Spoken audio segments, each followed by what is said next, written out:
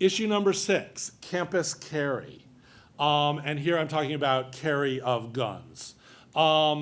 This issue has in some sense been around for a while. It has been pushed in lawsuits and in legislatures for a number of years. Right now there are 8 states with campus carry, either by order of the legislature or the courts. But this appears to be the big year for campus carry. There are 11 states where campus carry is currently under serious consideration, and some of those with a good chance of passage include big population states like Florida, Texas, Georgia. This is a very difficult issue for colleges because it is very hard to find a college president who doesn't think this is a really foolish idea. We write, as do others with regularity, about shootings that take place on campus.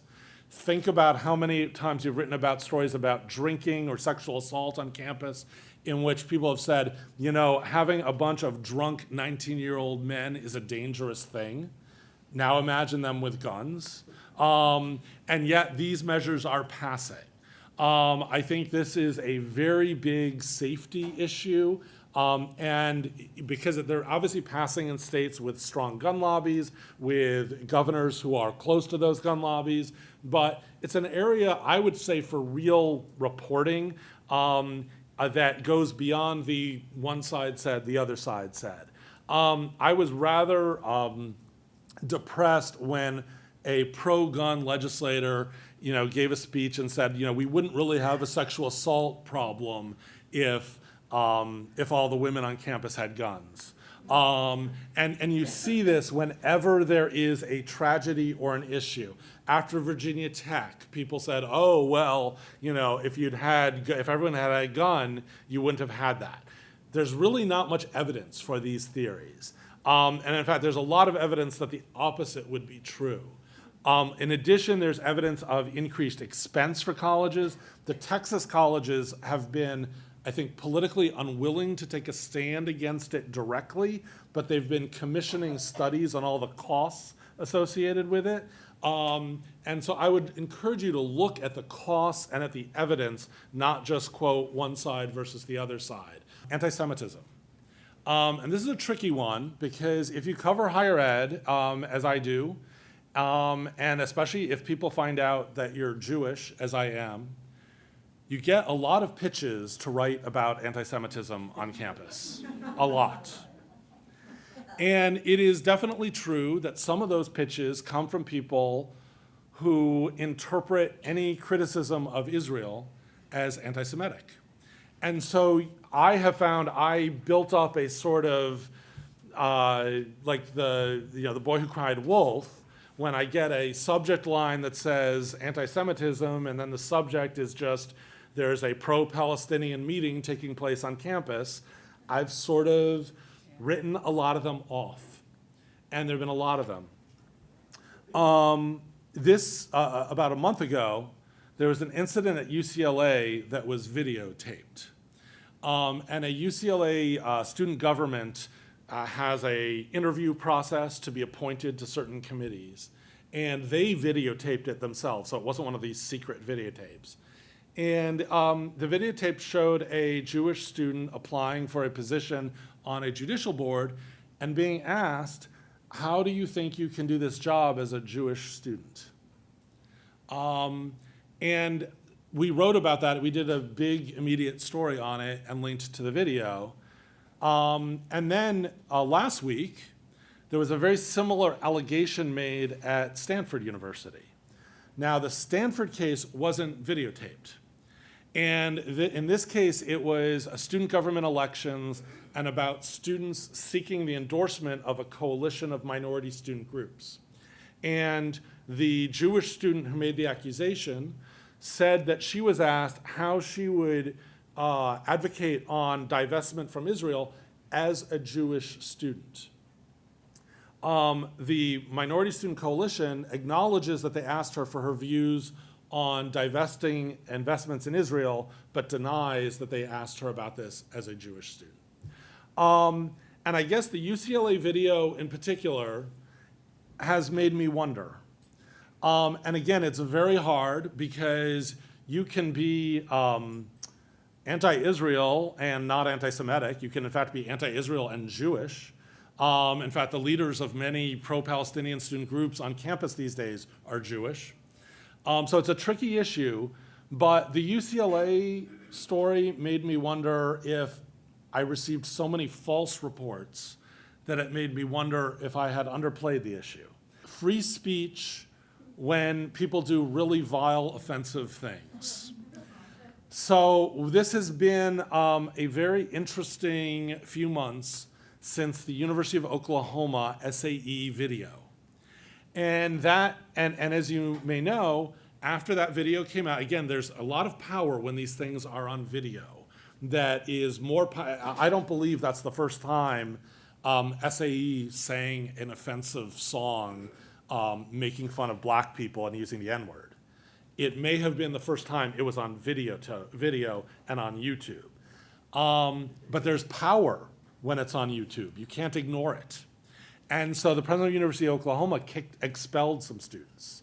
And I don't want to debate the pros and cons of how we should respond to that, but I'm pretty confident there are going to be a bunch of lawsuits because it is very hard for public university leaders to expel students for things they say, however vile they are. Women in STEM. This has been an issue that's gotten a lot of coverage ever since Larry Summers opened his mouth at Harvard. And I have been really struck, though, that I think there's an interesting thing going on that deserves attention. In the last month, there have been two major studies, and they have been studies by liberal academics, not by Larry Summers, that have raised questions about, is it possible that women in STEM are now getting hired at appropriate levels? One study by two Cornell professors created a hypothetical resume of male and female science candidates who were the same in every way but their names. And then they shared these with groups of scientists and said, who would you hire? Women were being hired on a 2-to-1 basis. Now, that goes directly against what we've heard for a long time. Now, that's a hypothetical, but then this week at the American Education Research Association, a new study came out looking at long-term data from the Survey of Earned Doctorates. This is an NSF-supported study that tracks people who earn their PhDs over a period of time. So they could see, were you a woman or a man in STEM in such and such a year? How long did it take for you to get on a tenure track job and then to earn tenure? With regard to initial hiring, they found the same thing for women, that women were getting tenure track positions earlier than men. They found that Black and Latino scientists, this is all just in STEM, were getting hired at a much faster rate than white scientists, and white scientists were getting hired at a much faster rate than Asian scientists, which raises really interesting questions. Women, though, there is a group of women that were doing very poorly on both getting hired and earning tenure, women with children under 6. Now, if you've written about issues related to how the biological clock intersects with academic careers, you know that it's actually quite common for a new PhD to have a child under 6. This seems to be an impact on women, not men. And for whatever reason, 6 and up is okay. New research on who succeeds online and how this runs counter to some of the trends we're seeing. Now, at some level, it is very hard to do good research on this because you never have a perfect control group where you can assign student A online, student B of equal ability in person. But they tried to control for this by only looking at California community colleges where they offered the same course in person, in face-to-face and online, and various other criteria to try to make sure that they were comparing the same students. They looked at 3 things: whether students completed their courses, whether students completed their courses with a passing grade, because sometimes you can complete a course and fail, and whether they completed the courses with a grade of A and B. In all three, the online students significantly lagged the face-to-face. Now, I am not saying you should all write stories that say online education is terrible.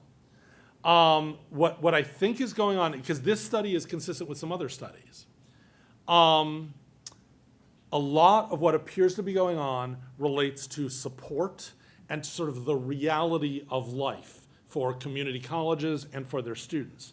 There are some really good studies about well-supported community college online students who do well, and about different stages in the community college life cycle where students do well. But what's interesting is when you look just broadly at community colleges that don't have special support, that may be doing online education without really providing the kinds of student support, the kinds of identification, they don't. And yet in state after state, a response to tough budget times is, let's put the community college students online. Connecticut had a big proposal this year that there's been some pushback on, but that may well go ahead. What's interesting to me is the more time goes on, the more I see interesting studies suggesting that bright, well-prepared students are doing amazingly well online. The students who are already privileged and are going to top colleges are doing great. So again, I would avoid the online education is good or bad and try to look at who is it best for and could it be good with the right support. But the idea of just solve our problems online, I think there's increasing numbers of studies that raise questions about that.